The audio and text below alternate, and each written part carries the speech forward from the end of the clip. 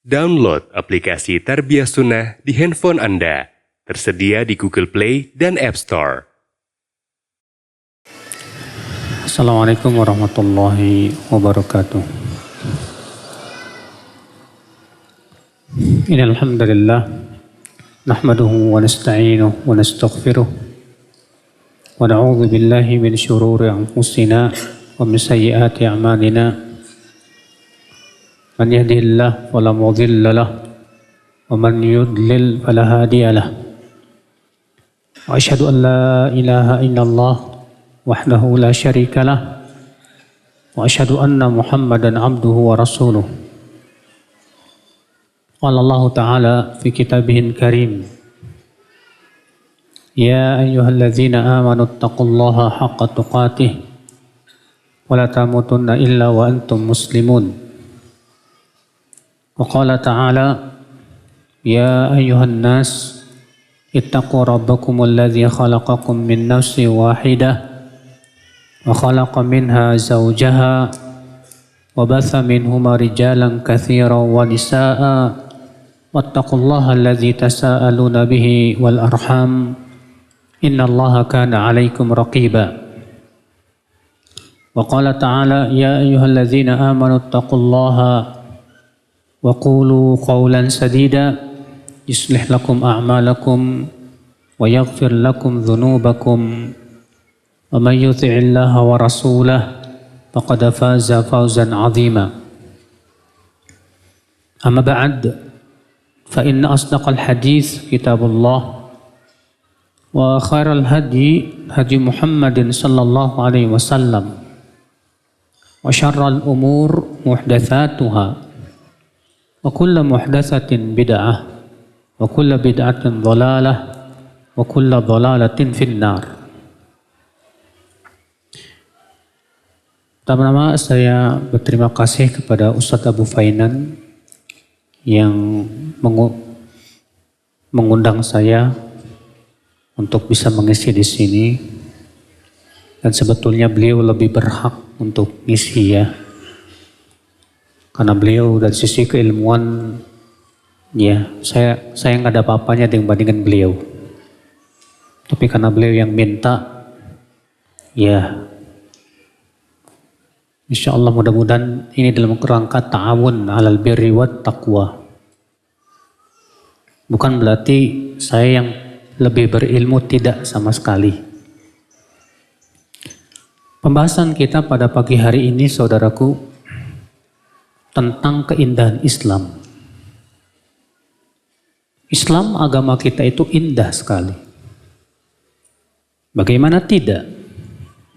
Karena ia turun dari yang maha indah. Allah Al-Jamil, Allah yang maha indah. Tentunya Allah indah perbuatannya, indah sifatnya, indah namanya, indah syariatnya, indah takdirnya. Semua indah. Walaupun terkadang di mata kita kurang indah, tapi kita terkadang memandang keindahan itu hanya sebatas dengan syahwat, Pak. Sedangkan Allah melihat keindahan itu dengan maslahat.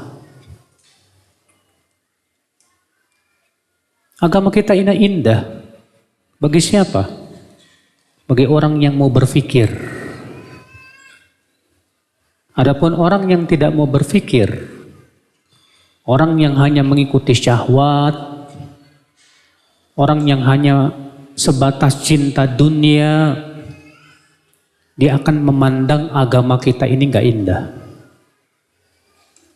Agama ini berat. Lihat orang yang senantiasa mengikuti syahwat itu, Pak. Mereka memandang agama kita ini berat. Pacaran haram, musik haram, riba haram, ini haram. Apa katanya, kok agama ini berat sekali? Kenapa mereka memandang Islam itu berat? Karena akibat mengikuti apa? Syahwat. Tapi kalau mereka menggunakan akal pikirannya untuk berpikir, mencermati tentang syariat yang Allah turunkan, dia akan dapatkan bahwa agama ini indah sekali. Makanya Islam memang turun untuk siapa? Untuk orang yang punya apa? Orang yang menggunakan akal pikiran. Saudaraku seiman, azan ya Allah wa iyyakum. Allah Al-Jamil, Allah yang maha indah. Maka Allah turunkan agama yang sangat indah kepada Rasul yang paling mulia, yang akhlaknya sangat indah. Kemudian saudaraku sekalian, kita ingin melihat sisi keindahan Islam. Islam itu indahnya dari sisi apanya? Kenapa Islam itu indah, saudaraku? Baik, mari kita melihat bersama-sama kepada syariat Islam yang indah ini, agar kita bisa merasakan keindahan Islam, saudaraku. Pertama, Islam itu indah karena Islam syariatnya, perintah-perintahnya semua maslahat, dan larangan-larangannya pasti mengandung mudarat yang besar. Allah memerintahkan kita sholat. Coba kita pikirkan baik-baik dengan akal pikiran kita. Apa manfaat sholat untuk hidup kita? Ternyata sholat itu dahsyat, Pak. Orang yang senantiasa menjaga sholat, khusyuk dalam sholat, senantiasa dia menjaga tumak ninahnya, rukuknya, sujudnya, rukun-rukun yang lainnya, itu sholat akan menimbulkan kekuatan dalam hidupnya. Allah berfirman, inna sholata tanha anil fahsya'i wal munkar. Sesungguhnya sholat itu mencegah dari perbuatan keji dan mungkar. Masya Allah. Allah memerintahkan zakat. Kalau kita perhatikan zakat, Pak, luar biasa sekali manfaatnya untuk kehidupan manusia. Dengan zakat akan terjalin hubungan yang sangat kuat antara si kaya dengan si miskin. Si kaya menyisihkan sebagian hartanya untuk diberikan kepada si miskin. Sehingga pada waktu itu si kaya tidak merasa dirinya superpower. Tapi si kaya tahu bahwasanya harta ini adalah titipan dari Allah Subhanahu wa ta'ala. Maka Allah wajibkan zakat. Dan ternyata zakat itu tidak mengurangi harta. Rasulullah SAW bersabda, "Wala tanqusu shadaqatun min mal." Sedekah tidak mengurangi harta. Justru orang semakin menzakati hartanya, semakin barokah, semakin diberkahi oleh Allah hartanya itu, saudaraku. Lihat, saudaraku, dengan disyariatkannya zakat, itu manfaat buat si kaya itu sendiri. Apa manfaat zakat untuk si kaya, saudaraku? Yang pertama tadi, hartanya diberkahi. Yang kedua, menghilangkan sifat pelit, koret. Dikeluarkan 2,5% dari hartanya itu, Pak. Diberikan kepada fakir miskin. Maka dengan cara itu mendidik dan melatih hatinya supaya tidak pelit dan memperhatikan sekitarnya, orang-orang miskin. Manfaat yang ketiga buat si kaya, saudaraku sekalian, mencegah dirinya dari api neraka. Karena harta yang tidak dizakati kelak pada hari kiamat nanti akan mengadab dia. Allah berfirman, "Walladzina yaknizuna adh-dhahaba wal fiddah wa la yunfiqunaha fi sabilillah fabashshirhum bi'adzabin alim." Dan orang-orang yang menumpuk-numpuk emas dan perak dan tidak mengeluarkan zakatnya, maka berikan kabar gembira buat mereka dengan azab yang pedih. Yauma yuhma 'alaiha fi nari jahannam fatukwa biha jibahuhum wa junubuhum wa dhuhuruhum hadza ma kanaztum li anfusikum fadzuqu ma kuntum taknizun. Pada hari kiamat nanti emas dan perak itu akan dipanaskan dalam api neraka. Lalu kemudian disetrikakan di jidat mereka, di punggung mereka, dan di rusuk mereka. Sambil dikatakan, rasakan apa yang kalian tumpuk-tumpuk ini disebabkan oleh perbuatan kalian itu. Tidak mau mengeluarkan apa? Zakat. Zakat manfaat buat orang kaya, manfaat buat si miskin. Si miskin bisa mendapatkan, alhamdulillah, terbantu dengan adanya uang zakat, saudaraku. Dan Rasulullah SAW mengharamkan orang kaya membiarkan tetangganya yang kelaparan. Maka orang kaya ini berdosa di sisi Allah Subhanahu wa Ta'ala. Lihat bagaimana dengan zakat akan terbentuk hubungan antara si kaya dengan si miskin. Coba pikirkan puasa Ramadan. Betapa indahnya puasa Ramadan itu, saudaraku. Allah wajibkan di bulan Ramadan sebulan penuh kita untuk berpuasa. Setelah 11 bulan kita makan. Yang namanya perut kalau dipenuhi makanan terus ya, penyakit, Pak. Kata Rasulullah SAW, "Ma mala'a adamiyun wi'aan syarran min batni." Tidaklah anak Adam memenuhi bejana yang lebih buruk daripada perutnya sendiri. Ya. Jadi perut ini kalau dipenuhin terus, makan kenyang. 11 bulan kita kenyang terus. Maka Allah menyuruh mengosongkan perut 1 bulan lamanya. Ternyata Pak, manfaatnya untuk kesehatan bagus. Apalagi untuk hati. Masya Allah. Di Jepang ada pengobatan dengan cara rumah puasa. Bagaimana caranya? Mereka dari pagi sampai siang berdiam di rumah tersebut berpuasa, nggak makan, nggak minum. Dan ternyata menurut para ahli kesehatan Jepang, puasa itu termasuk detok. Tahu nggak detok? Detok itu mengeluarkan racun dari apa? Dari tubuh kita. Masya Allah. Itu baru buat kesehatan, Pak. Badan, apalagi untuk kesehatan hati. Orang yang berpuasa hatinya sehat, insya Allah. Makanya Allah mengatakan, ya ayyuhallazina amanu kutiba alaikumus siyam kama kutiba alal ladzina min qablikum la'allakum apa? La'allakum tattaqun.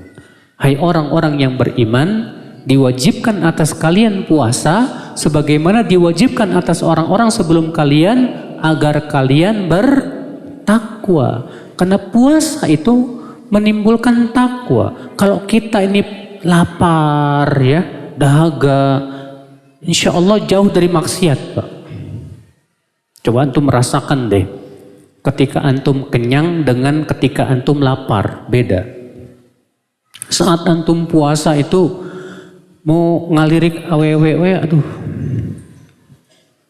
ya, gak mau, Pak. Jauh dari maksiat, alhamdulillah.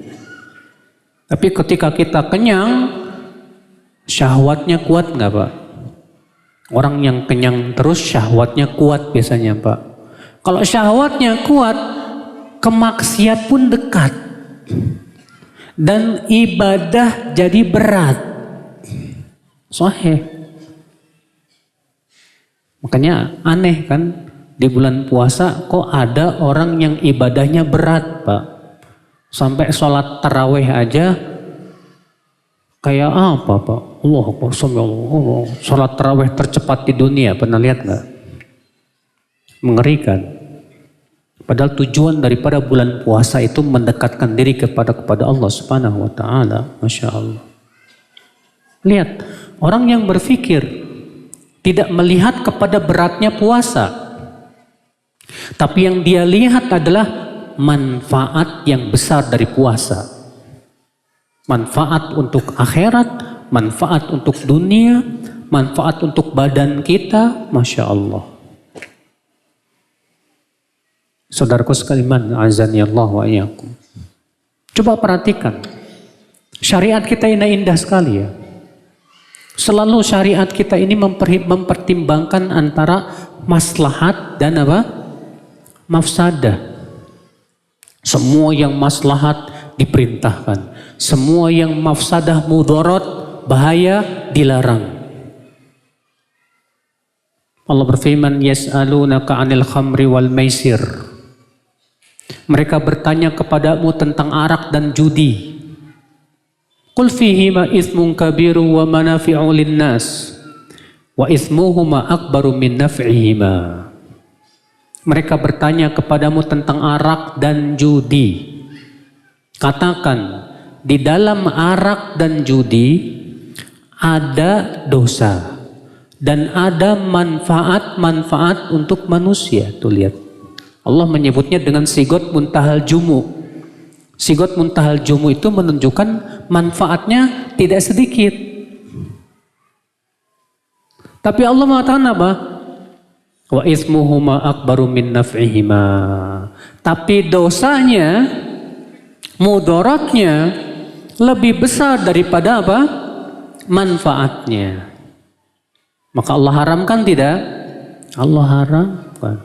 Makanya jangan melihat dari sisi manfaatnya tanpa melihat sisi apa? Mudaratnya. Dan jangan sebatas melihat dari sisi mudaratnya tanpa melihat sisi apa? Manfaatnya. Kalau bertemu antara manfaat dengan mudarat, kita lihat mana yang lebih besar. Kalau ternyata lebih besar mudaratnya, haram. Kalau ternyata lebih besar manfaatnya, boleh disyariatkan. Tuh lihat agama kita seperti itu Pak. Betapa indahnya Islam. Semua syariatnya tidak lepas dari mempertimbangkan ini. Antara maslahat dan apa? Dan mudarat. Kalau bertemu dua maslahat, maka diambil maslahat yang lebih besar. Kalau bertemu dua mudarat, maka dihindarkan mudarat yang lebih besar dan diambil mudarat yang lebih ringan. Luar biasa, Masya Allah. Ini yang pertama, keindahan Islam. Bahwa Islam itu agama yang sangat mempertimbangkan antara apa? Maslahat dan mudarat. Bahkan semua syariatnya tidak lepas dari ini. Semua keadilan Allah perintahkan. Semua yang sifatnya manfaat untuk hidup manusia Allah perintahkan. Innallaha ya'muru bil adli wal ihsan wa ita'i dzil qurba wa yanha 'anil fahsya'i wal munkari wal baghi ya'idzukum la'allakum tadhakkarun. Sesungguhnya Allah memerintahkan kalian kepada keadilan dan ihsan, itu perbuatan baik. Ya. Wa ita'idzil qurba, dan memberikan ya karib kerabat, membantu mereka. Wa yanha 'anil fahsya'i wal munkar, dan Allah melarang dari setiap perbuatan yang keji dan mungkar. Semua yang keji, yang mungkar dilarang dalam Islam. Demikian pula Semua perbuatan yang menjerumuskan kepada perbuatan dosa dilarang dalam Islam. Allah berfirman, "Wala taqrabuz zina." Jangan kalian dekati apa? Zina. Berarti semua perbuatan yang bisa mendekati zina haram. Kenapa? Karena zina itu mudorotnya berat, Pak. Apa mudorotnya zina? Ada yang tahu? Apa mudorotnya zina? Gak tahu. Hah? Masa gak tahu mudorotnya zina? Taunya enak aja ya? Bahayanya zina, Pak. Apa? Hah? Akan muncul anak-anak yang dilahirkan tanpa nasab, merusak nasab. Betul. Apalagi? Merusak keturunan. 2. Apalagi? Bahaya zina. Menimbulkan penyakit. Betul. Penyakit-penyakit yang baru muncul yang sebelumnya nggak ada, Pak. Ya, ada AIDS dan berbagai macam penyakit-penyakit, Pak. Apalagi, Pak? Zina, apa? Menimbulkan permusuhan, betul. Apalagi?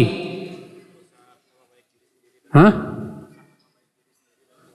Merusak nama baik dan keluarga, betul. Dan yang paling berat, zina menyebabkan hati kita hitam dengan dosa dan dimurkai oleh Allah Subhanahu wa taala.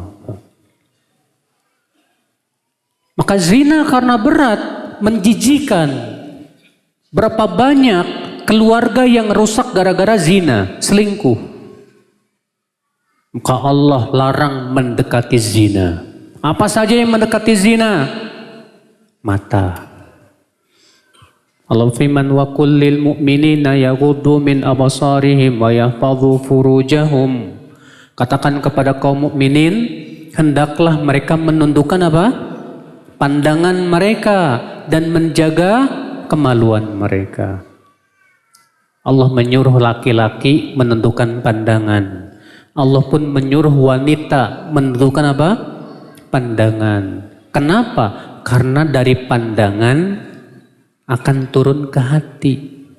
Dari mana datangnya lintah? Dari sawah turun ke kali. Dari mana datangnya cinta? Dari mata turun ke mana?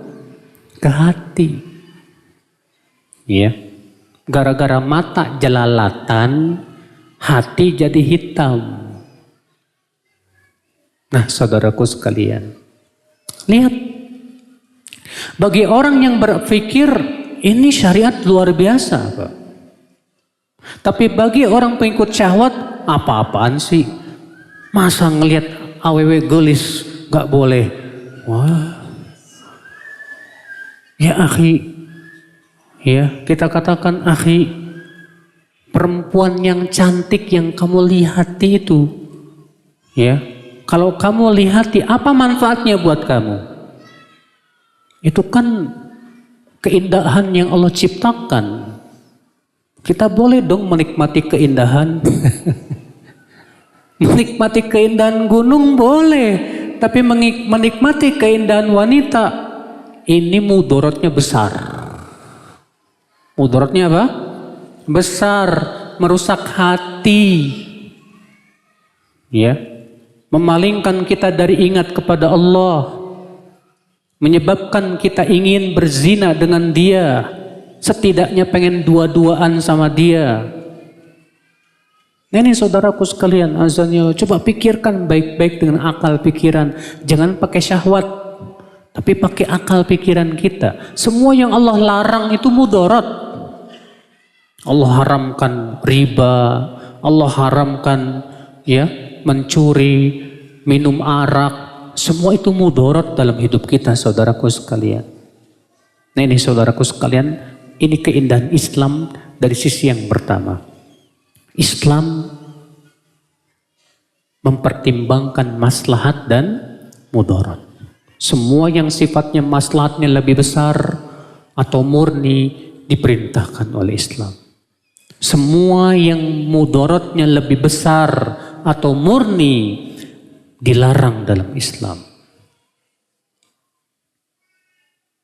Yang kedua, kenapa Islam itu indah, saudaraku? Karena Islam itu agama yang mudah. Yang apa? Yang mudah. Mudah nggak Islam, Pak? Mudah buat orang yang mau berpikir. Susah buat pengikut syahwat.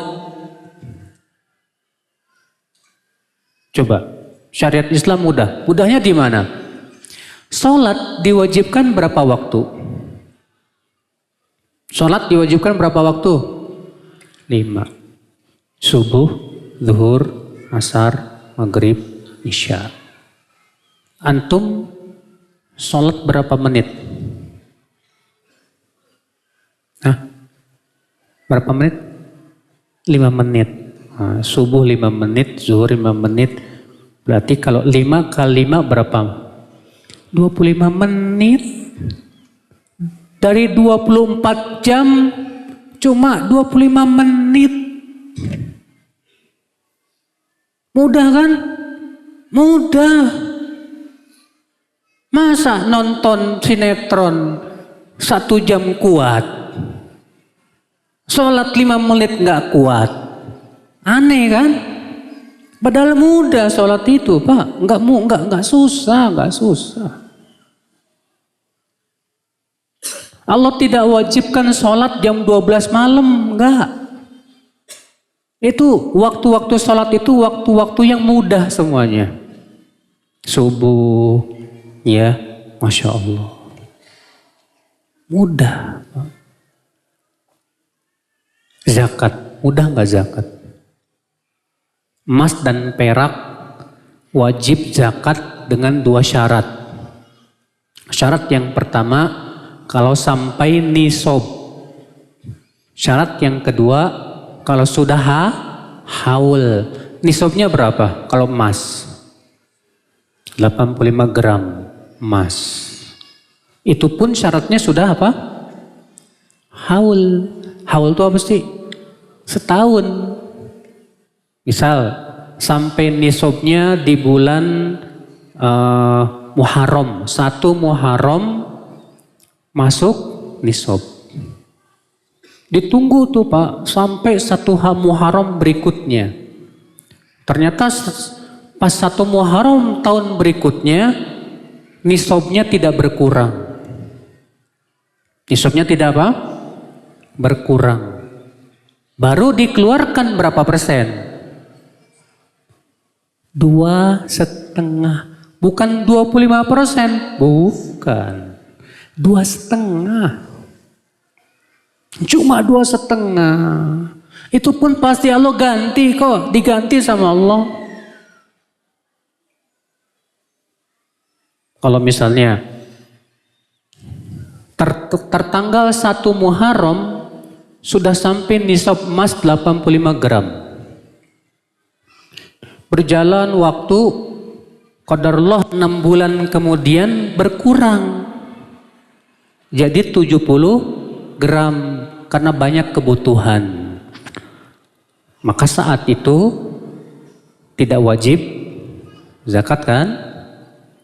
Kemudian baru ya sampai nisabnya lagi pas bulan Muharramnya lagi. Berarti wajib zakat nggak Pak? Enggak. Ditunggu lagi nanti setahun lagi. Mudah kan Pak? Mudah banget Islam tuh Pak. Ya. Makanya nggak ada Pak. Nggak ada yang namanya zakat profesi. Zakat profesi itu nyusahin. Zakat profesi, tahu kan zakat profesi? Antum nggak kerja di perusahaan, gaji 5 juta, pas gajian langsung dipotong 2,5%. Aneh. Saya pernah nanya kepada orang yang mengatakan wajib zakat profesi. Pak, saya mau tanya sama kamu.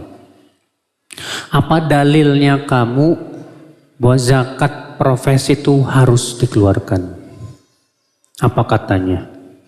Dikiaskan kepada zakat pertanian. Karena sama-sama profesi. Petani kan profesi. Kamu kerja di perusahaan juga profesi. Oke Pak. Kalau petani menghasilkan apa? Hah? Padi. Sayuran. Itu pun kalau petani sayuran nggak ada zakatnya. Petani jagung yang sifatnya makanan pokok baru ada zakatnya. Itu pun dibedakan antara yang tada hujan, yang mengandalkan air hujan, dengan yang pakai pengairan sehingga keluar duit tuh. Dibedakan. Kalau yang tada hujan cuma dikeluarkan berapa? 5%. Bayangkan saudaraku sekalian. Ya, apa yang pakai pengairan tuh 5%. Sekarang kamu kerja di perusahaan menghasilkan apa? Duit. Ada nggak yang digaji pakai beras? Enggak, digajinya pakai duit, Pak. Yang namanya duit, kiasnya kemana?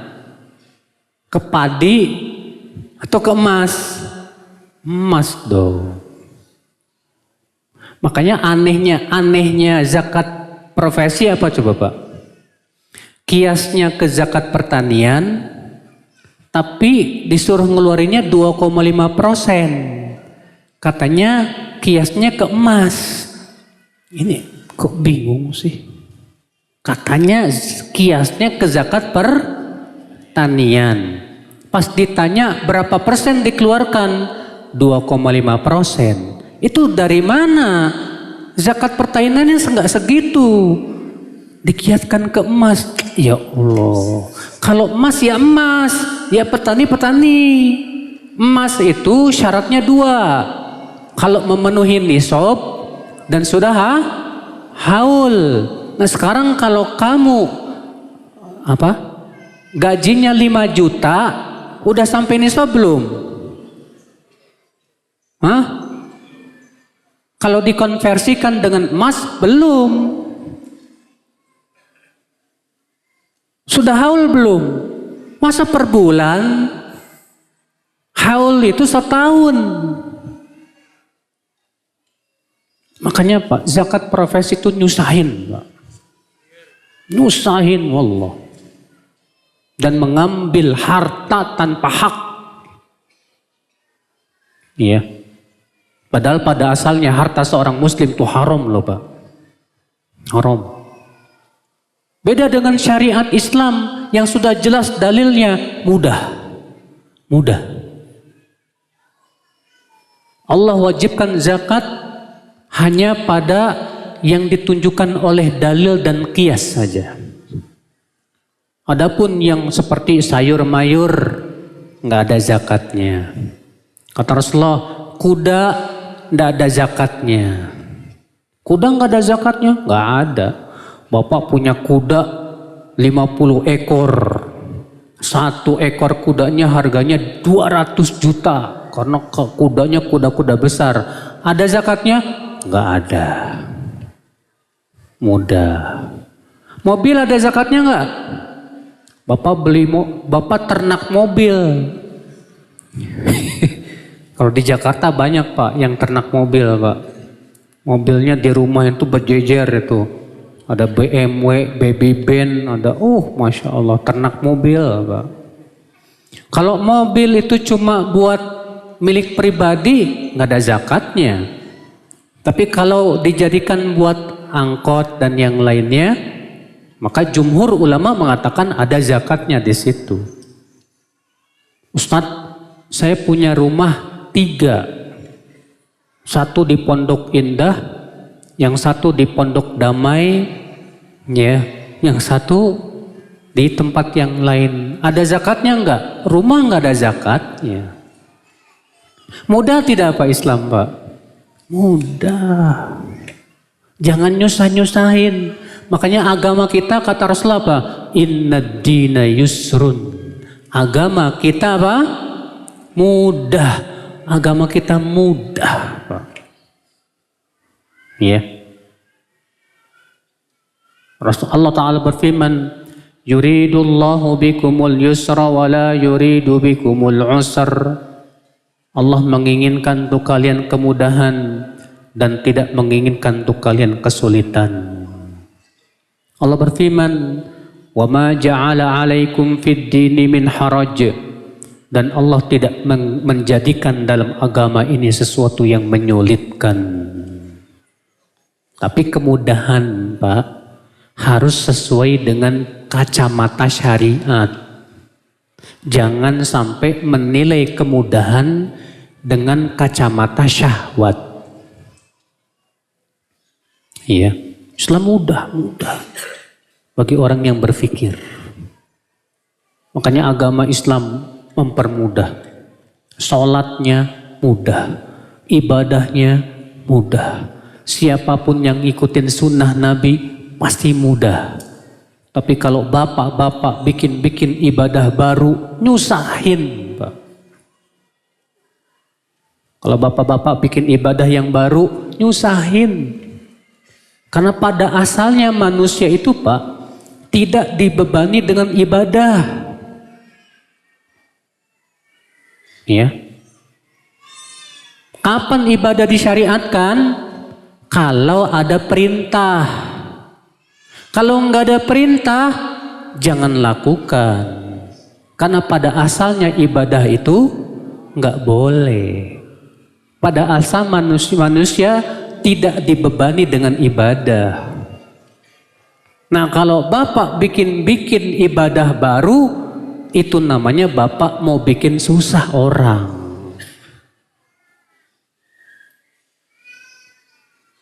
Ada orang, Pak, sholatnya susah banget, Pak. Kalau Rasulullah kan enak, Allahu Akbar, selesai. Ini enggak, Allah, nggak jadi. Diulangnya lagi, Allah, nggak jadi. Sampai saya pernah itu, Pak, di samping saya itu, saking keselnya, udah berulang-ulang nggak jadi, teriak, Pak, Allah, ya Allah, udah ganggu orang kan jadinya kan, Pak. Pas imamnya ruku, Allahu Akbar, tiba-tiba langsung jadi, Allahu Akbar. Saya mau ketawa waktu itu, Pak. Dari tadi nggak jadi-jadi, pas imam ruku kok langsung jadi, kan bingung saya. Aduh mas, agama kita ini mudah, Pak. Rasulullah nggak pernah ngajarin gitu. Ya, ada lagi saya lihat, Pak, sholat begini, Allahu Akbar. Ada lagi yang Allah, wish, ente ngapa-ngapain? Rasulullah nggak pernah ngajarin gitu. Nah ini, Pak, gara-gara bikin ibadah baru, syariat jadi berat, Pak. Berat. Agama kita mudah. Kalau siapapun yang ngikutin sunnah Nabi, mudah. Ya. Maka Islam indah ketika Islam memberikan kemudahan kepada pemeluknya. Adapun ketika memberikan sesuatu yang memberatkan mereka, itu ya tidak lagi menjadi indah tentunya. Islam indah, sudah gitu Islam memiliki sebuah kaidah. Al-masyaqqatu tajlibut taisir. Kesulitan mendatangkan apa? Kemudahan. Tuh lihat. Ada lagi kaidah, sudahlah syariat Islam mudah. Ada lagi kaidah, kalau dalam keadaan sulit datang apa? Kemudahan. Contoh, ketika Bapak safar ke Jakarta, sholatnya dikurangin, Pak. Zuhur jadi 2 rakaat, asar jadi apa? 2 rakaat. Namanya di apa? Dikosor. Boleh dijamak tidak? Jamak kosor. Ya.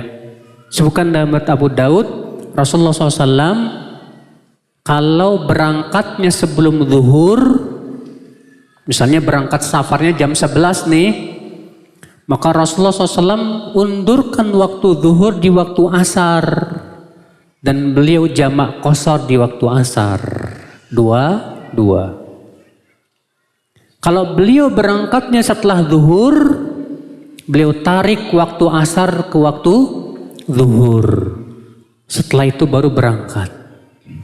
Begitu caranya Nabi Shallallahu Alaihi Wasallam memberikan kemudahan, Pak. Bahkan Nabi pernah menjamak 2 sholat di kota Madinah dalam keadaan tidak safar. Dalam keadaan tidak safar, itu dalam riwayat Nasai. Kata Ibnu Abbas, ya, jamaah Rasulullah SAW baina dhuhri wal asr min ghairi khaufin wala matar.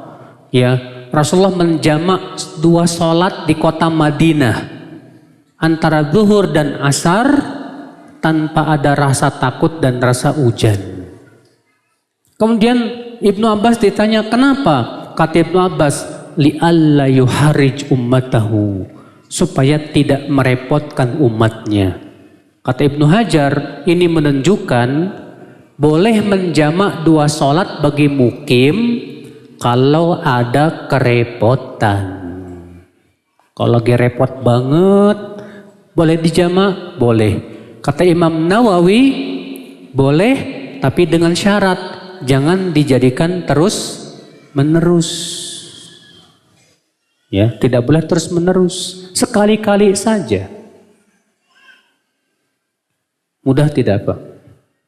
Mudah Islam itu, Masya Allah. Iya.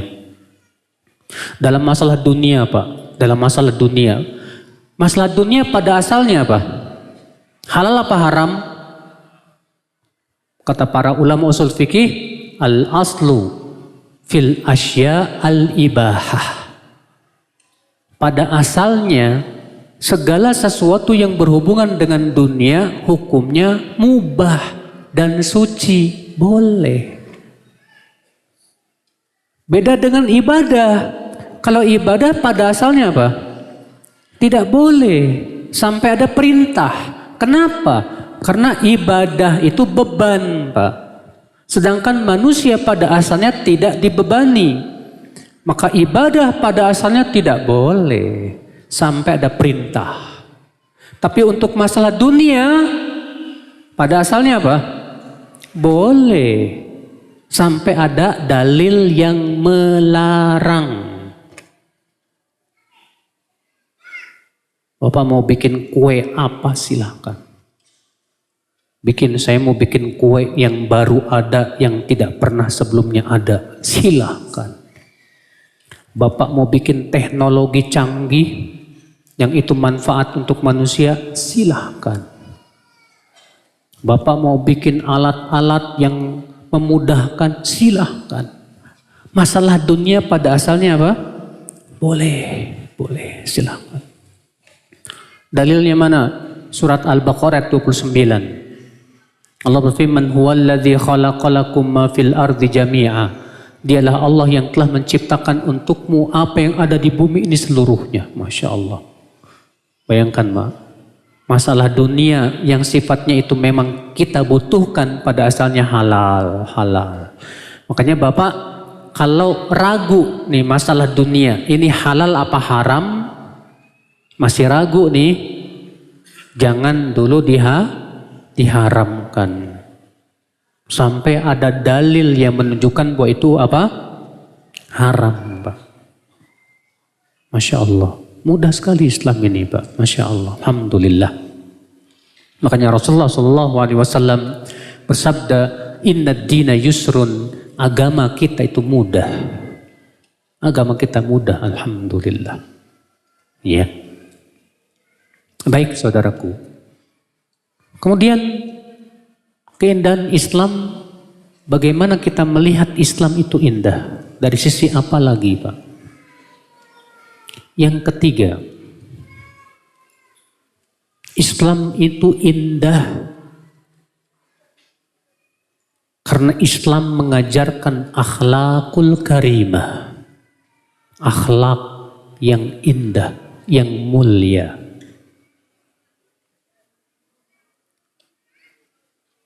Islam memerintahkan kepada semua akhlak yang baik.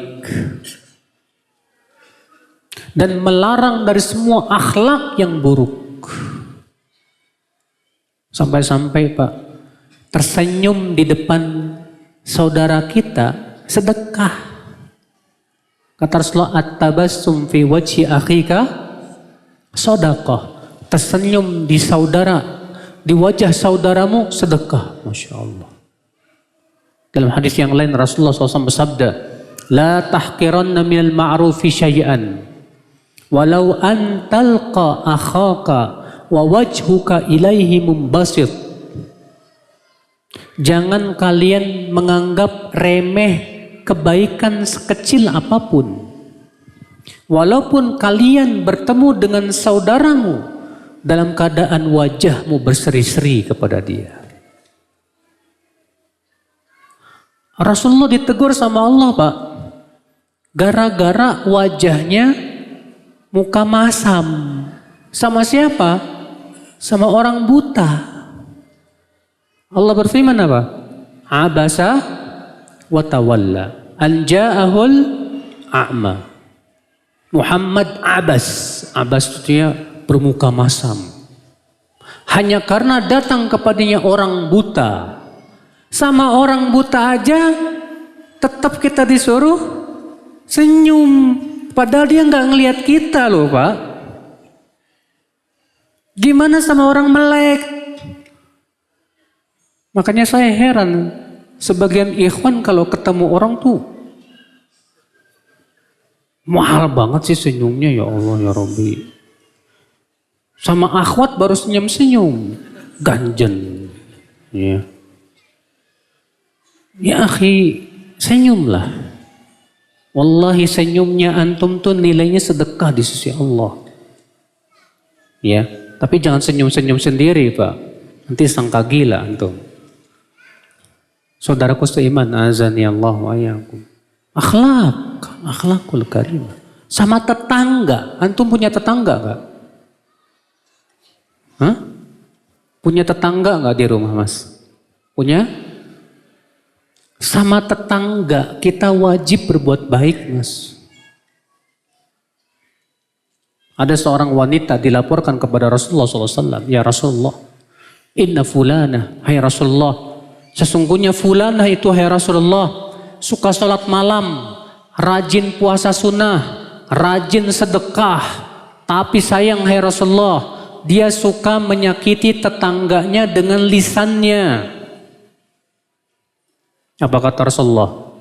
Hiya min ahlin nar.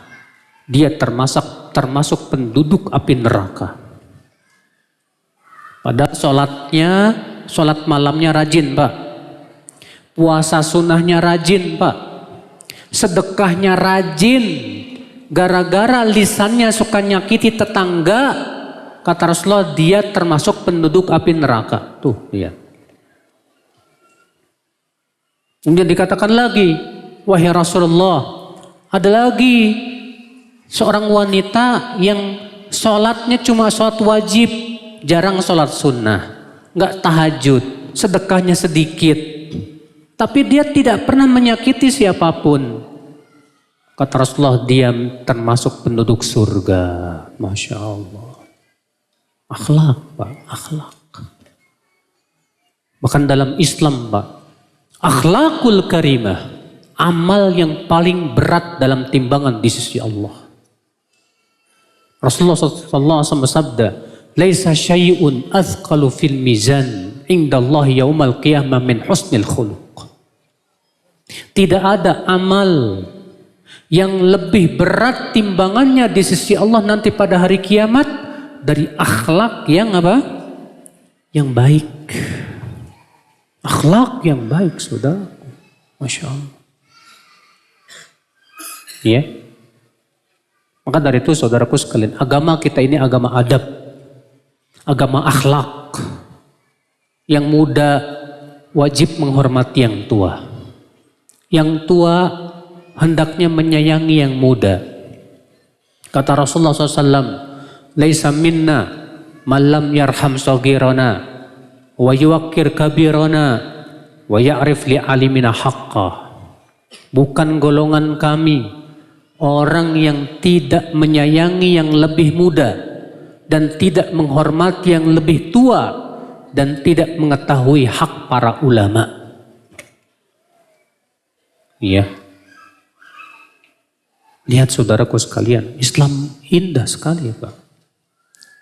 Disuruh kita untuk berakhlak mulia. Disuruh kita menjadi orang yang pandai berterima kasih. Kata Rasulullah SAW, "Man sana'a ilaikum ma'rufan fakafi'uh, fa illam tukafi'uh, fad'u lahu, hatta tarau annakum qad kafa'tumuh." Siapa yang berbuat kebaikan kepada kalian, balas dengan yang sama. Jika kalian tidak bisa membalas dengan yang sama, doakan dia sampai kalian menganggap kamu sudah membalas kebaikannya. Masya Allah, subhanallah. Walaupun Pak, kita yang memberi tidak dianjurkan mengharapkan balasan, tidak mengharapkan terima kasih, tidak pula mengharapkan doa, tidak. Tapi kita yang dikasih oleh Islam disuruh supaya berterima kasih, Pak. Dengan cara balas dengan yang sama. Ya, indah Islam ini. Ya akhal Islam, azan ya Allah. Islam melarang ghibah. Kenapa? Karena berhubungan dengan kehormatan seorang Muslim. Betapa agungnya Islam. Islam melarang untuk mencaci maki dan melukai hati seseorang. Bahkan Rasulullah SAW menganggap di antara orang yang paling buruk di sisi Allah itu siapa? Kata Rasulullah SAW, di antara orang yang paling buruk di sisi Allah, yaitu orang yang ditinggalkan orang-orang karena takut lisannya yang tajam. Man wada'ahun nas ittiqa'a fuhsyih. Gara-gara lisannya tajam, kalau ngomong suka nyakitin hati, akhirnya orang-orang tidak mau dekat sama dia. Kata Rasulullah, ini termasuk orang yang paling buruk di sisi Allah Subhanahu wa taala. Kan ngeri, Pak. Islam mengajarkan kita tawadu dan melarang kita sombong. Setinggi apapun ilmu kita, jangan sombong. Setinggi apapun, sebanyak apapun harta kita, dilarang sombong. Setinggi apapun jabatan kita, haram sombong. Jangan sombong dengan harta, dengan jabatan, dengan amal, dengan apa? Ilmu. Dilarang oleh Allah Subhanahu wa taala. Rasulullah SAW sabda apa? La yadkhulul jannah man kana fi qalbihi mithqala dzarratin min kibrin. Tidak akan masuk surga orang yang ada di hatinya sebesar biji sawi dari apa? Kesombongan. Bayangkan. Sebesar biji sawi kesombongan saja bisa menyebabkan pelakunya nggak masuk surga. Loh, ada apa kita bersombong hanya karena kita bisa hafal Quran? Emang habis ngafal Quran kita disuruh sombong? Gak boleh ya akhi. Ada apa kita sombong hanya karena kita sudah banyak menguasai ilmu? Haram alaik. Harusnya ilmu semakin kamu menjadikan kamu tawadu. Indah Islam itu. Akhlaknya luar biasa. Antum Kalau ngelihat orang sombong, sebel nggak Pak? Pasti sebel. Tapi kalau antum melihat orang yang tawadu, seneng nggak Pak? Seneng. Dan Islam memang mengajarkan kita tawadu. Apa itu tawadu sih? Kata Al-Hasan Al-Basri, tawadu itu tidaklah engkau melihat seorang muslim pun kecuali engkau menganggap dia lebih baik dari kamu. Ketika antum melihat teman antum, lalu antum bergumam di dalam hati, mungkin dia punya amalan yang saya tidak tahu, mungkin dia lebih baik dari saya, mungkin hatinya lebih ikhlas dari saya, mungkin dia lebih takut dari saya. Ya, itu tawadu namanya Pak. Lihat saudaraku sekalian, azan ya Allah wa ya. Bagaimana Islam mengajarkan kita akhlak. Sesama muslim berakhlak. Hatta kepada orang kafir disuruh berakhlak. Antum punya tetangga yang non muslim, haram mengganggu dia, nggak boleh. Bikin kegaduhan misalnya mengganggu dia, haram dalam Islam, tidak boleh. Hatta tetangga kita non muslim tidak boleh. Itu akhlak Islam Pak. Nah ini saudaraku sekalian, azani Allah wa iyyakum. Anak diwajibkan berbakti kepada orang tua. Orang tua diwajibkan dalam Islam untuk menyayangi anak. Sehingga hubungan antara orang tua dengan anak pun luar biasa. Itu keindahan Islam Pak. Orang yang punya jabatan diwajibkan oleh Islam untuk melaksanakan amanah. Dan diingatkan bahwa jabatan itu amanah. Dan kelak akan dimintai pertanggungjawabannya oleh Allah Subhanahu wa Ta'ala. Maka dengan cara itulah saudaraku, kalau orang yang pejabat-pejabat yang menjalankan Islam yang kafah, insya Allah nggak bakalan korupsi Pak. Pejabat yang paham agama nggak bakalan berbuat zolim Pak, nggak. Untuk mengambil harta rakyat sepeser pun dia takut dia. Pejabat yang betul-betul menjalankan Islam, yang masuk Islam secara kafah. Adapun pejabat yang tidak menjalankan Islam, KTP-nya Islam, tapi tidak menjalankan Islam, korupsi dia Pak. Mengambil harta rakyat. Na'udzubillah, nasallallahu salamata wal afiyah. Makanya Islam itu luar biasa Pak. Indah sekali bagi orang yang mau berpikir. Kemudian saudaraku sekalian, apalagi keindahan Islam, akhi? Di antara keindahan Islam, bahwa agama Islam itu agama ilmiah. Agama apa? Ilmiah. Semua harus berdasarkan keterangan yang nyata dari Allah dan Rasul. Agama Islam ya menyuruh kita beragama ini benar-benar di atas dasar yang kokoh, di atas keyakinan. Makanya Rasulullah SAW bersabda apa Pak? Da' ma yaribuka ila ma la yaribuk. Tinggalkan yang meragukan kepada sesuatu yang tidak apa? Meragukan. Lihat. Agama kita ilmiah, harus di atas sesuatu yang sifatnya meyakinkan.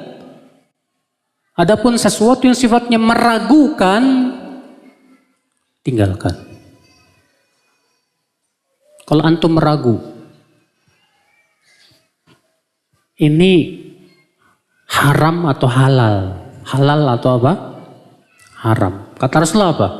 Tinggalkan yang ragu, ambil yang yakin.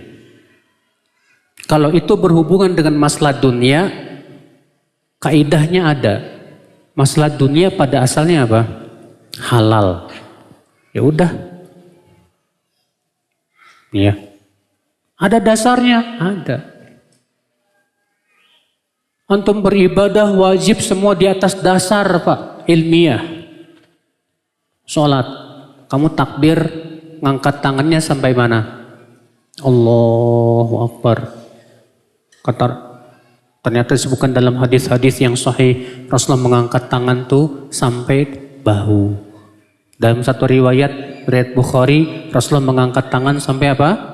Telinga. Imam Syafi'i menggabungkan ujungnya sejajar dengan telinga, bawahnya sejajar dengan apa?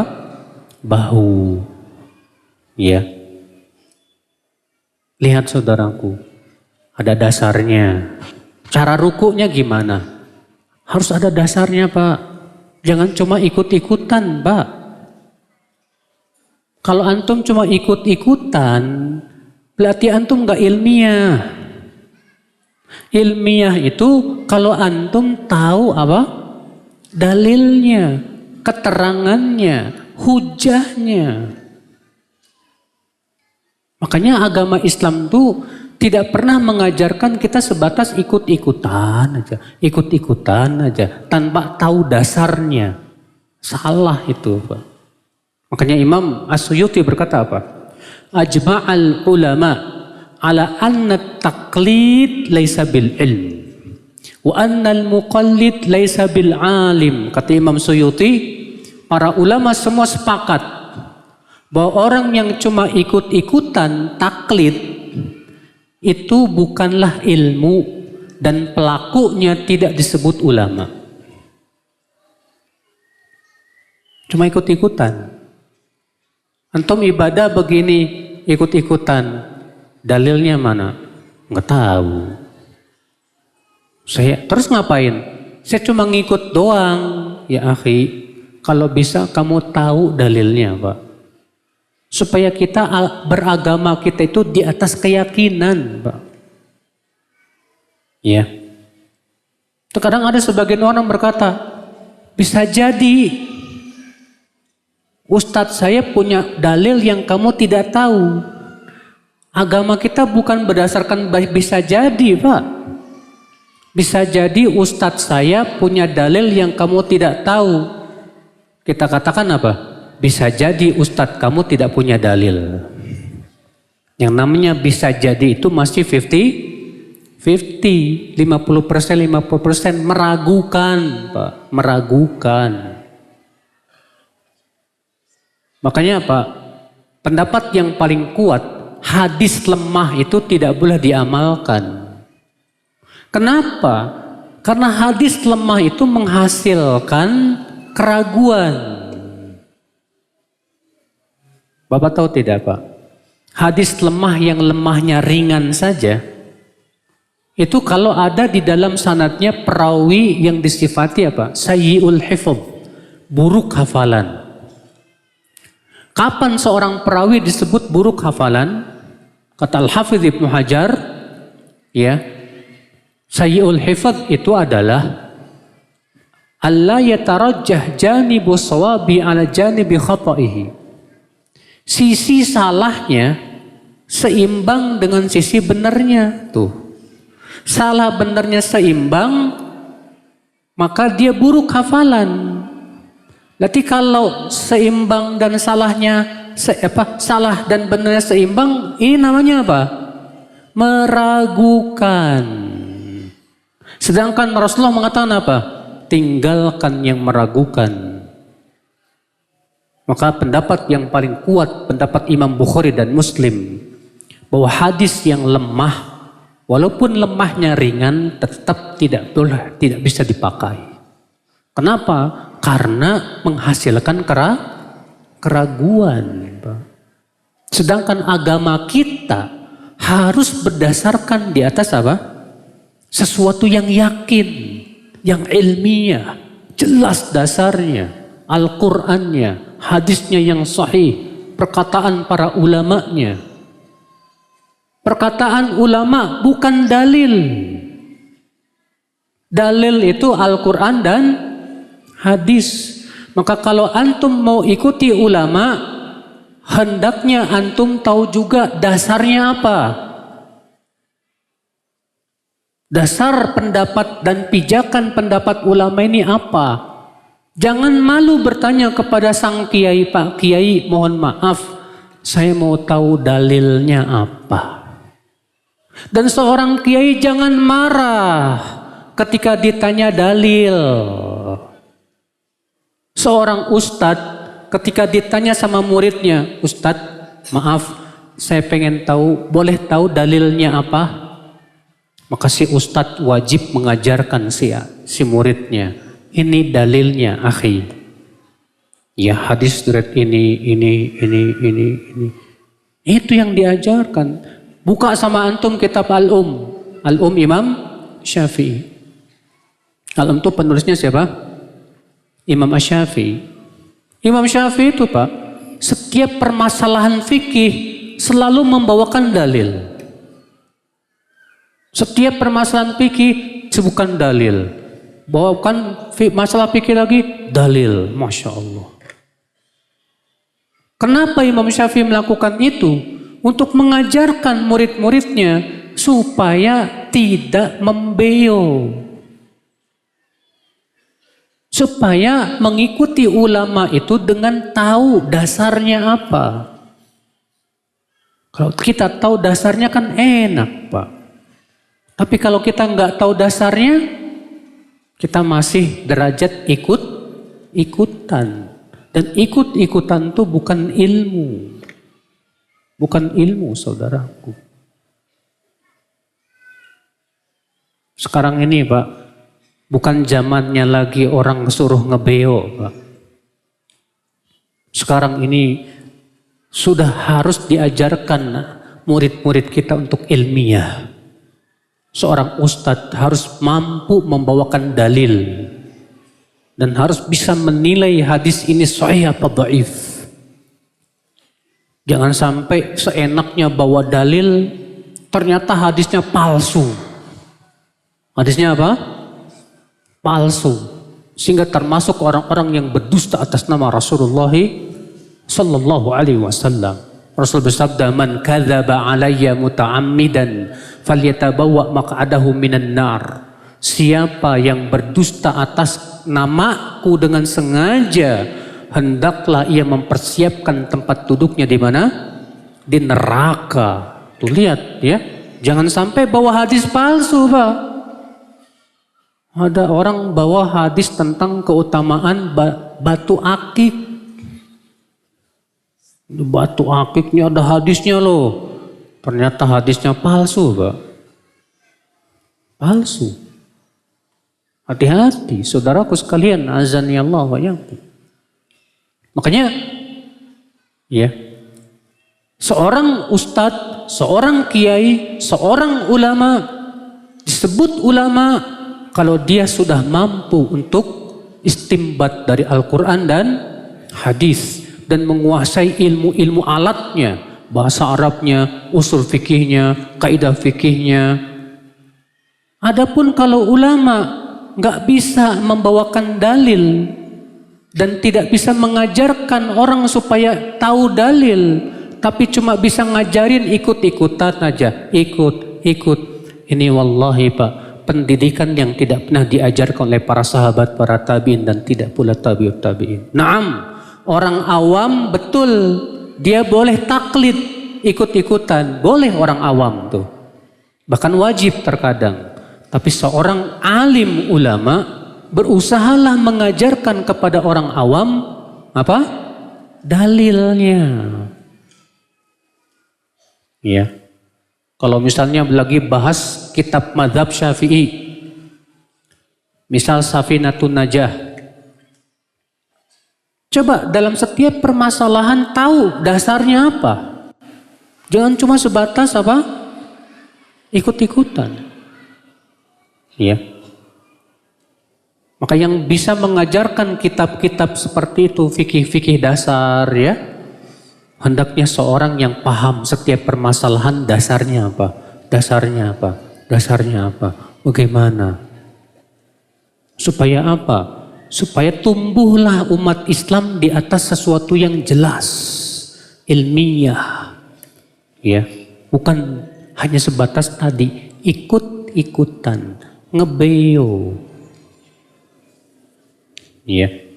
Ini saudaraku sekalian, masalahnya kan kita banyak masyarakat Pak yang lebih senang jadi Apa lebih senang ngebeo apa? Iya. Tanpa melihat apa? Dalilnya apa? Nah ini saudaraku sekalian. Jadi agama kita agama yang ilmiah. Biasakan kita menjadi orang-orang yang ilmiah, Pak. Selalu mencari dalil.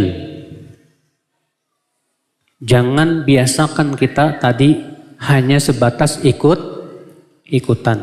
Jangan merasa puas ketika seorang ustadz menyampaikan tanpa dalil.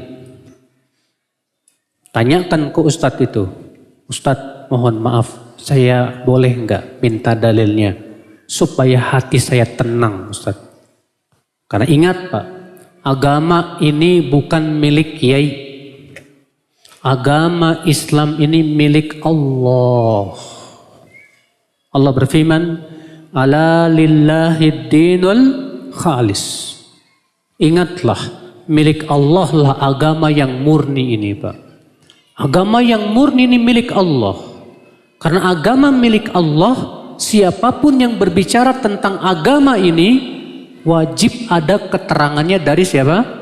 Allah dan Rasulnya. Harus itu.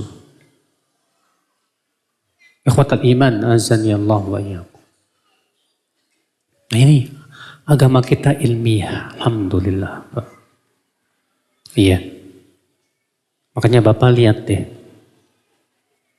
Di dalam Islam tuh ada sebuah ilmu yang luar biasa Pak. Yang tidak akan Bapak temukan pada agama-agama yang lain. Dalam Islam ada sebuah ilmu yang luar biasa yang tidak akan Bapak temukan dalam agama yang lain. Ilmu apa itu? Ilmu hadis. Bapak kalau belajar ilmu hadis, Bapak akan mempelajari yang disebut dengan ilmu jarh wa ta'dil. Bagaimana menilai perawi ini. Perawi ini bisa dipercaya atau tidak. Ada ilmunya Pak. Menilai hadis ini sahih atau tidak. Ada ilmunya Pak. Namanya ilmu mustalah hadis. Ternyata untuk menilai suatu hadis itu sahih apa tidak, gak sembarangan Pak. Ya. Harus pertama dikumpulkan dulu hadis itu. Semua lafaz-lafaznya. Semua jalan-jalannya. Kemudian baru dilihat setiap jalannya. Ya. Sahih apa tidak. Baru kemudian diputuskan hadis ini sahih atau dhaif atau hasan. Ini tidak ada pada agama manapun juga. Nggak ada. Dalam agama Nasrani nggak ada. Misalnya sanadnya sahih, nggak ada. Tapi dalam Islam ada Pak. Sanad hadis ini sahih. Hadis ini dhaif. Hadis ini maudhu. Subhanallah. Makanya kita bersyukur Pak. Alhamdulillah. Dengan adanya para ulama hadis, kita bisa memilah mana yang sahih, mana yang apa? Yang dhaif. Itulah memang sekali lagi agama kita ini ilmiah, ya. Nah ini saudaraku sekalian, azani Allah wa yakum. Jadi agama kita adalah agama yang indah, saudaraku sekalian. Lalu apa konsekuensinya Bapak sekalian kalau agama kita ini indah? Konsekuensinya saudaraku sekalian, yaitu kita berusaha untuk semangat menjalankan agama ini. Perintah-perintahnya dan larangannya, perintahnya kita laksanakan, larangannya kita jauhi. Usahakan, karena agama kita indah, agama kita luar biasa. Maka jadilah Anda pemeluk agama Islam yang kuat. Banggalah Anda dengan keislaman Anda.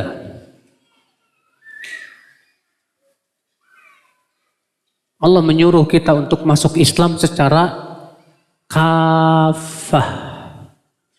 Allah berfirman, ya ayyuhalladzina amanu dkhulu fis silmi kaffah wa la tattabi'u khutuwati syaitan. Hai orang-orang yang beriman, masuklah kalian ke dalam Islam secara kafah. Apa kafah itu, Pak? Keseluruhan, jangan sebagian-sebagian. Dan jangan kamu ikuti jalan-jalan setan. Agama kita indah, maka jalankan secara kafah. Dalam cara berpakaian kita, dalam cara tidur kita, dalam cara rumah tangga kita, dalam akhlak kita, bahkan cara buang air. Cara apa? Buang air. Karena Islam ini sempurna sudah, alhamdulillah. Dan di antara keindahan Islam, di antara keindahan Islam apa? Islam itu agama sempurna, alhamdulillah. Allah berfirman apa? Al-yawma akmaltu lakum dinakum. Pada hari ini aku telah sempurnakan untukmu agamamu. Alhamdulillah sudah sempurna, enggak butuh lagi ditambah-tambah, enggak. Sudah sempurna, udah cukup kita ikuti aja, kita jalankan saja. Kayak akal Islam, usahakan setiap kita, Pak, untuk menjalankan Islam dalam kehidupan kita sehari-hari, Pak. Dan tidak mungkin kita bisa menjalankan Islam kecuali dengan cara apa? Menuntut ilmu. Duduk di majlis ta'lim. Belajar tentang Al-Quran, tafsirnya. Belajar tentang hadis-hadis Nabi Sallallahu Alaihi Wasallam dan syarahnya. Baca kitab-kitab para ulama. Sehingga pada waktu itu kita punya ilmu dan bisa kita amalkan, Bapak sekalian. Makanya perintah Allah dalam Al-Quran untuk menuntut ilmu banyak. Allah berfirman, afala yatadabbaruna al-Quran. Tidakkah mereka mentadaburi Al-Quran?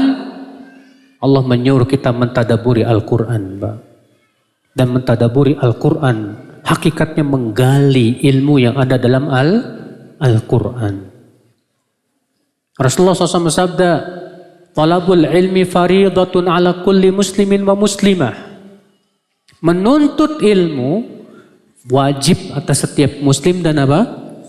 Dan muslimah. Tuh lihat. Ilmu yang dimaksud di sini ilmu apa?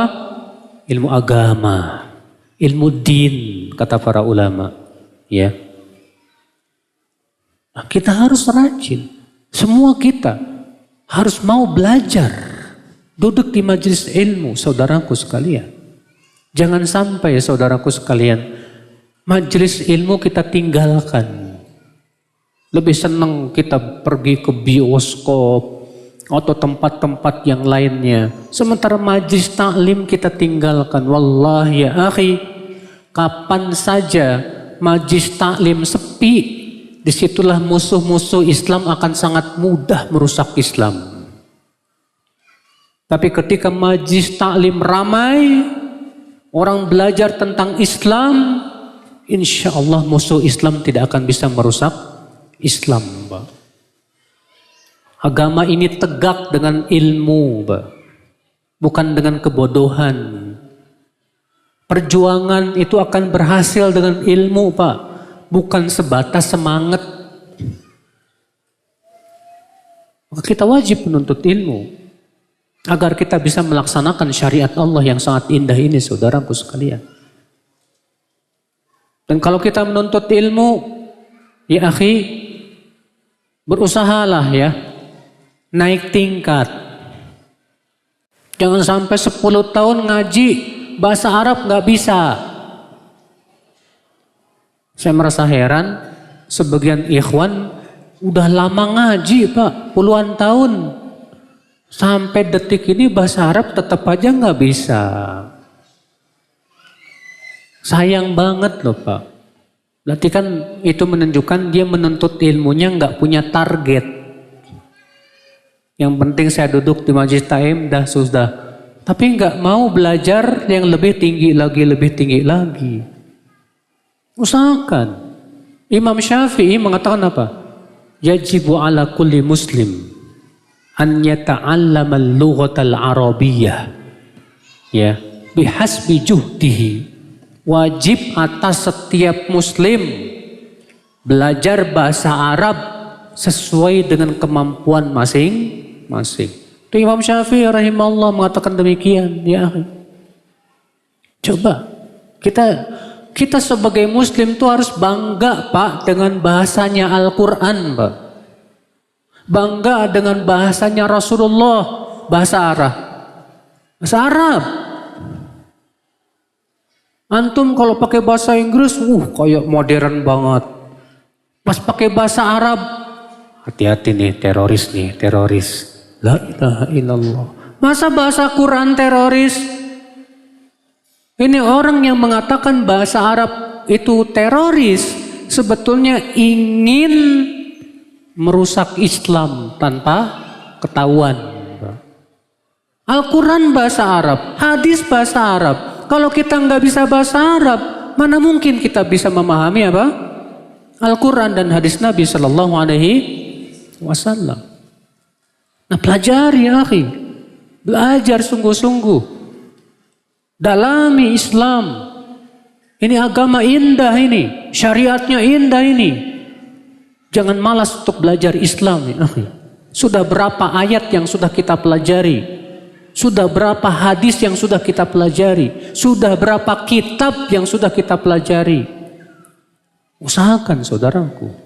Jangan cuma sibuk ngikutin berita di Facebook, ya, di YouTube dan yang lainnya. Lah ya akhi, di kuburan kita nggak bakalan ditanya tentang itu. Kita akan ditanya tentang siapa Rabbmu, siapa nabimu, dan apa agamamu. Berarti kita wajib mengenal Allah. Dan tidak mungkin kita mengenal Allah kecuali dengan menuntut ilmu. Wajib mengenal Rasulullah. Dan tidak mungkin kita mengenal Rasulullah kecuali dengan menuntut ilmu. Dan wajib mengenal agama kita Islam. Dan tidak mungkin kita bisa mengenal Islam kecuali dengan menuntut ilmu Allah. Maka orang yang tidak mau menuntut ilmu dipastikan nggak bisa jawab di kuburan. Ketika ditanya siapa Tuhanmu, siapa Rabbmu, bingung. Apa agamamu, siapa nabimu? Ya akhi, semua butuh ilmu, saudaraku. Nah ini ya akhi, ya.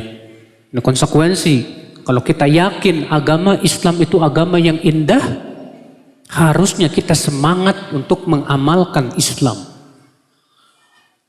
Kalau kita tidak bisa mengamalkan Islam, mintalah kepada Allah supaya Allah berikan kekuatan kita untuk bisa mengamalkan Islam. Pelajari Islam baik-baik, Pak. Jangan pernah kita cuek, sibuk hanya sebatas mencari dunia.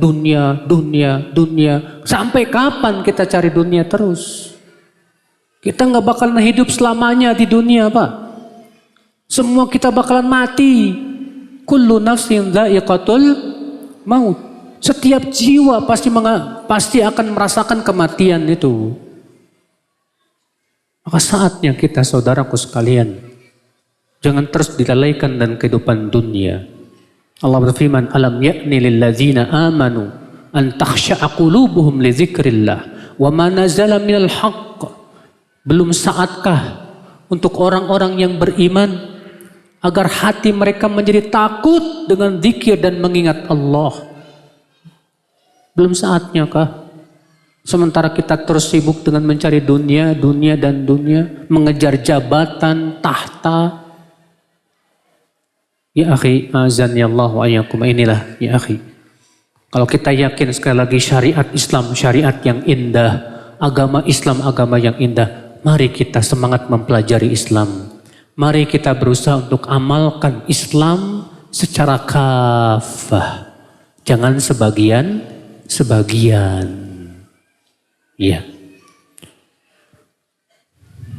Baik, saya kira cukup ya kajian kita di pagi hari ini. Kita buka tanya jawab. Apakah ghibah dapat berpengaruh terhadap hubungan sesama muslim? Sangat berpengaruh. Kenapa kamu gibahin dia? Karena ada kebencian di hatimu kepada dia. Yang kedua, karena kamu menganggap remeh dia. Sebab kalau kamu tidak menganggap dia remeh, kamu tidak akan gibah. Makanya lihat ayat gibah. Ya. Apa memperolok. Allah berfirman, ya ayyuhalladzina amanu la yaskhar qaumun min qaumin asa an yakunu khairam minhum wala nisa'un min nisa'in asa an yakunna khairam minhun. Dalam surat Al-Hujurat ayat 12 itu. Hai orang-orang yang beriman, janganlah sebagian kalian memperolok sebagian yang lain. Boleh jadi yang diperolok lebih baik daripada yang memperolok. Ini memberikan sinyal bahwa orang yang memperolok orang lain, menggibah orang lain, merasa dirinya lebih baik. Yang pertama kali mengatakan saya lebih baik siapa, Pak? Iblis. Itu termasuk akhlak yang sangat tidak baik, Pak. Bahkan dalam riwayat Imam Ahmad, sebab seseorang diazab dalam kubur, diantaranya gibah. Gibah. Hati-hati, Pak. Jangan suka gibah. Kalau antum baca kitabnya Imam Nawawi, dalam kitab Al-Adhkar, antum akan dapatkan di situ penjelasan beliau tentang gibah luar biasa. Sampai-sampai kata Imam Nawawi, termasuk gibah itu dengan kerlingan mata. Sebatas kita mengerlingkan mata saja, masuk gibah kata Imam Nawawi. Di antaranya kata Imam Nawawi termasuk gibah mengeluarkan lidah. Ada orang lewat, terus kita sama teman kita ngomong, itu kata Imam Nawawi sudah gibah. Ya, hati-hati loh. Makanya hati-hati, gibah itu Pak, terkadang kita nggak ngerasa kita sudah menggibah, Pak. Antum pernah nggak ngomongin teman, tuh si Anu tuh kebluk orangnya. Kegibah itu Pak. Itu termasuk gibah. Ya. Maka dari itu saudaraku, hati-hati. Gibah, pendapat jumhur ulama, hampir seluruh ulama mengatakan gibah itu termasuk dosa besar. Memang ada sebagian kecil ulama mengatakan dosa kecil, seperti Imam Ghazali. Tapi ulama yang lain menganggap gibah termasuk dosa besar, bukan dosa kecil. Ustadz, dalam Islam ada istilah ahlus sunnah wal jamaah. Siapakah mereka itu Ustadz? Jadi gini Pak, sejarah pertamanya muncul penamaan ahlus sunnah itu di zaman tabi'in. Imam Muslim dalam sahihnya meriwayatkan dengan sanadnya kepada seorang tabi'in yang bernama Muhammad bin Sirin. Apa kata Muhammad bin Sirin? Kanu la yas'aluna anil isnad. Falamma waqa'atil fitnah qulna sammu lana rijalakum. Fa in kana min ahli sunnah fayuqbal hadithuh. Wa in kana min ahli bidah fala yuqbal hadithuh. Dahulu mereka tidak pernah bertanya tentang sanad hadis. Apa sanad? Sanad itu rantai perawi yang menyampaikan kepada matan. Ketika terjadi fitnah, kami mulai bertanya, coba sebutkan nama perawi kamu siapa? Kalau dilihat, kalau dia ahlu sunnah, diterima hadisnya. Kalau dia bukan ahlu sunnah, tidak diterima hadisnya. Ya. Apa itu ahlus sunnah? Kalau kita melihat kepada penamaannya, Ahlus Sunnah. Artinya orang yang berpegang kepada sunnah. Apa itu sunnah? Sunnah adalah semua yang berasal dari Rasulullah Sallallahu Alaihi Wasallam. Baik ucapan, perbuatan, persetujuan. Berarti Ahlus Sunnah adalah yang berpegang kuat kepada sunnah. Maka kalau dia tidak memegang sunnah, bahkan menyelisih sunnah, disebutlah dia bukan Ahlus Sunnah. Cuman kapan seseorang dianggap Ahlus Sunnah bukan Ahlus Sunnah, itu masalah-masalah yang sudah menjadi kesepakatan ulama dalam masalah akidah terutama, Pak. Karena kan di zaman dulu, Pak, muncul Khawarij. Siapa Khawarij? Orang yang mudah mengkafirkan, dikit-dikit kafir. Hanya karena dia melakukan dosa besar. Khawarij. Muncul lagi Murji'ah, kebalikan nih. Murji'ah mengatakan yang penting yakin kepada Allah. Kamu berbuat syirik ke, maksiat ke, terserah. Imanmu sempurna. Muncul lagi Syiah yang mengkafirkan para sahabat. Kecuali Ali dan beberapa sahabat yang lainnya. Muncul lagi Qadariyah yang menolak adanya takdir. Muncul lagi Jabariyah yang mengatakan manusia bagaikan jarum jam, gak punya kemampuan apa-apa. Jadi semua sudah takdirkan, jadi manusia tidak boleh disalahkan. Jadi menurut kelompok Jabariyah, orang yang mencuri nggak boleh dihukum, udah takdir. Orang yang merampok, membunuh orang nggak boleh dihukum, udah takdir. Ini kelompok Jabariyah, Pak. Iya. Kemudian muncul lagi Mu'tazilah yang mendewakan akal dan mengatakan bahwa akal lebih tinggi daripada apa? Dalil. Kalau dalil bertabrakan dengan akal, wajib ditolak atau ditakwil. Itu kaidah mereka tuh, Pak. Nah ini, Pak, kenapa mereka tidak dimasukkan dalam kategori Ahlus Sunnah? Karena mereka semua menyelisih apa? Sunnah dalam pokok-pokok akidah. Iya. Kemudian wal jamaah. Apa itu al-jamaah? Nabi SAW dalam sebuah hadis yang dikeluarkan Imam Al-Hakim dalam Mustadraknya menafsirkan makna al-jamaah. Kata Rasulullah, al-jamaah ma ana alaihil yauma wa ashabi. Itu yang aku dan para sahabatku di atasnya. Itu al-jamaah. Berarti disebut al-jamaah kalau mengikuti Rasulullah dan para sahabatnya dan para ulama ahli ijtihad setelahnya. Maka itu Ahlus Sunnah wal Jamaah. Jadi Ahlus Sunnah wal Jamaah itu, Pak, bukan sebatas ngaku-ngaku saya Ahlus Sunnah.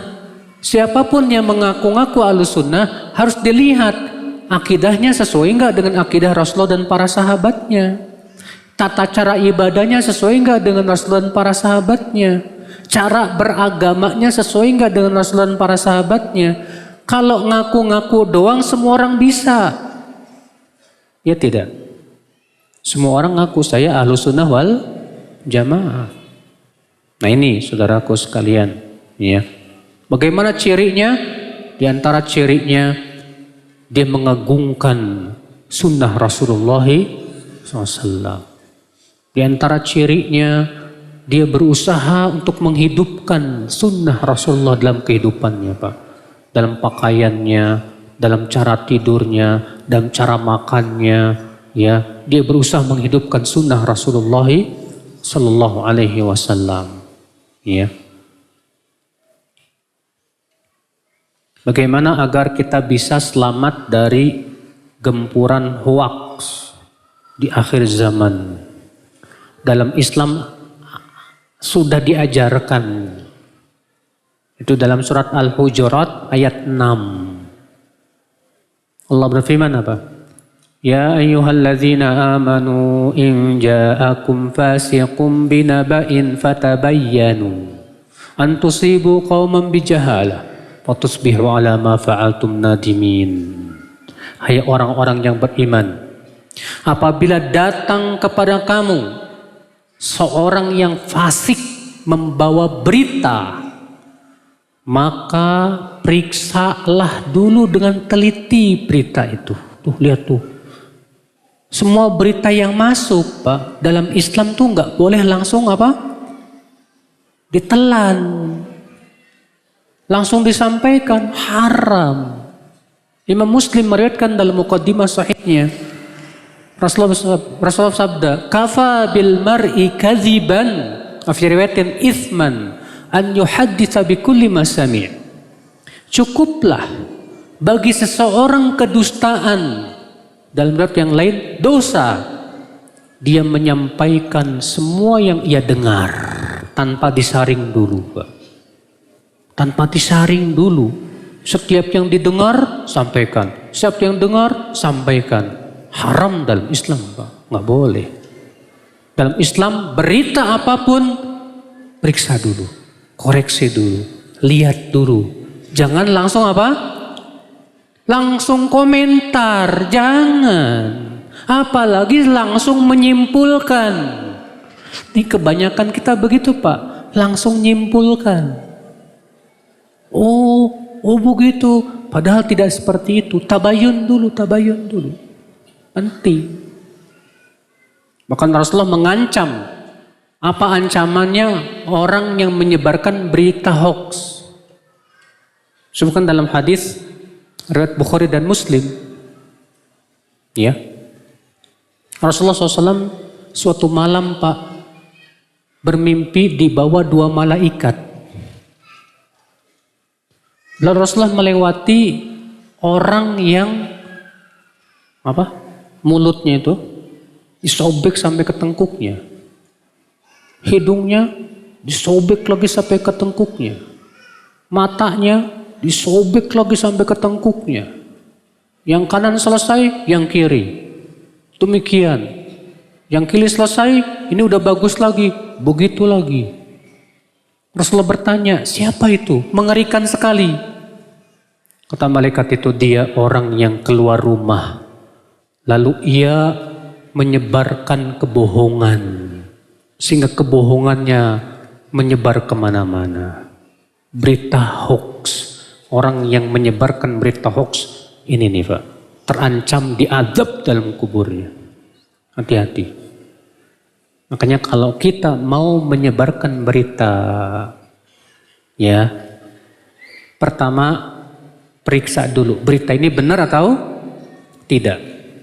Yang kedua, kalau itu benar, tanya ahli, para alim ulama, berhak nggak disebarkan? Karena nggak setiap berita boleh apa? Disebarkan. Dalilnya mana? Surat An-Nisa ayat 82. Ya. Allah mengatakan dalam surat An-Nisa ayat 62 itu, wa idza ja'ahum amrun minal amni awil khawfi adha'u bih. Apabila datang kepada mereka orang-orang munafik berita yang berhubungan dengan keamanan dan rasa takut, maka mereka segera menyebarkannya, Pak. Allah menyebutkan itu sifat orang munafik, Pak. Yang suka langsung nyebarin berita, ya.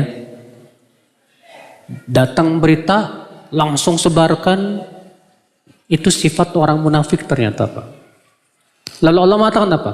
Walau radduhu ila rasul wa ila ulil amri minhum.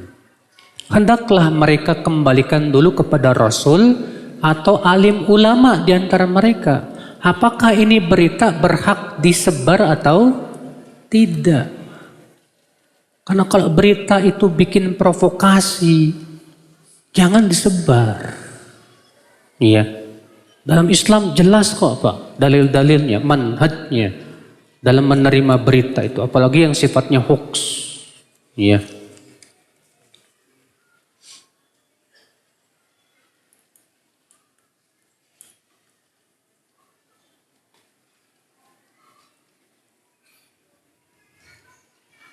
Adakah keringanan bagi orang yang susah lepas dari rokok? Sepertinya di sini masih banyak yang merokok deh. Sebetulnya Pak, cobalah berpikir dengan jernih ya tentang rokok itu mudorot dengan manfaatnya lebih besar mana. Kalau Allah mengatakan mereka bertanya kepadamu tentang arak dan judi, katakanlah di situ ada dosa dan di situ ada manfaat. Tapi dosanya lebih besar daripada apa? Haram nggak Pak? Nah coba kamu yang merokok berpikir dengan jernih ya, tapi syaratnya yang jernih dulu. Coba timbang. Manfaat rokok dengan mudarat rokok lebih besar mana? Tanya kepada dokter, para ahlinya. Dok, yang namanya rokok itu manfaatnya apa sih? Coba Pak, tanya. Mudaratnya apa enggak? Ada enggak? Insya Allah. Kalau antum berpikir secara jernih,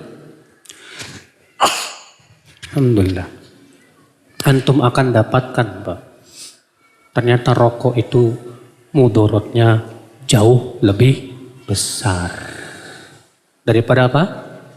Manfaatnya. Jangan pernah berhujah mengatakan begini, buktinya kopi kan mengandung apa?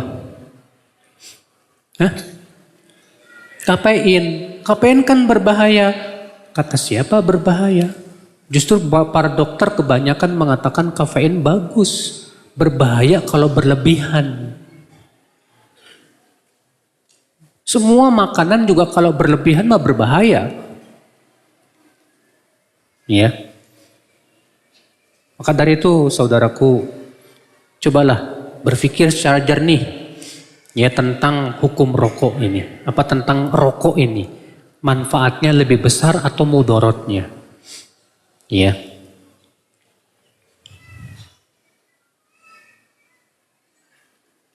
Bolehkah mengundi hadiah untuk pemenang dengan nomor? Mengundi Pak. Ada yang boleh, ada yang haram. Kalau mengundi yang mengandung judi, di mana akan ada yang rugi dan ada yang untung, maka haram hukumnya. Sepertilah judi dengan mengundi, ada yang untung, ada yang apa? Rugi. Itu judi namanya, maisir. Tapi kalau mengundi tidak ada yang rugi. Cuma sebatas untuk mengatur siapa yang duluan. Boleh. Kenapa? Karena dilakukan oleh Rasulullah.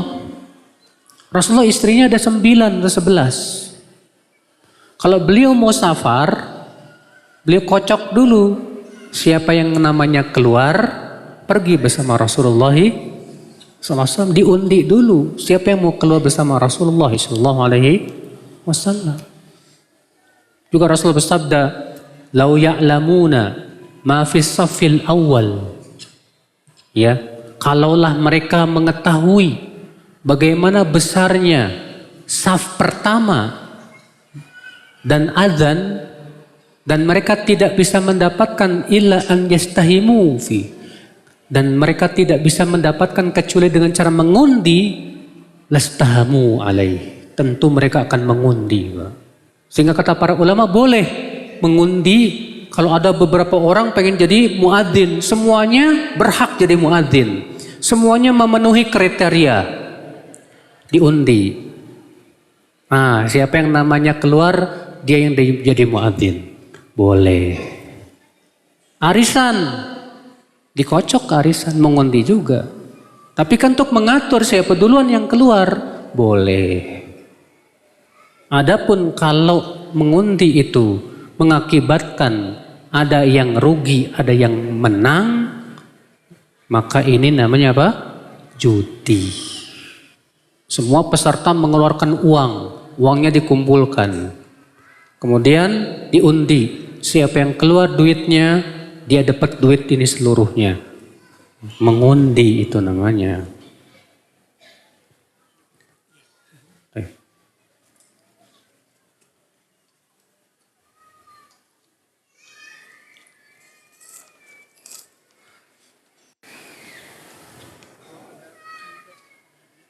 Islam itu agama yang mudah. Bagaimana dengan hadis ini? Akan datang pada suatu zaman orang yang berpegang teguh kepada agamanya seperti memegang bara api. Berarti yang salah bukan Islamnya, zamannya. Karena di zaman itu saking banyaknya orang yang tidak suka kepada Islam. Sehingga berpegang kepada Islam berat banget. Islamnya sendiri mudah.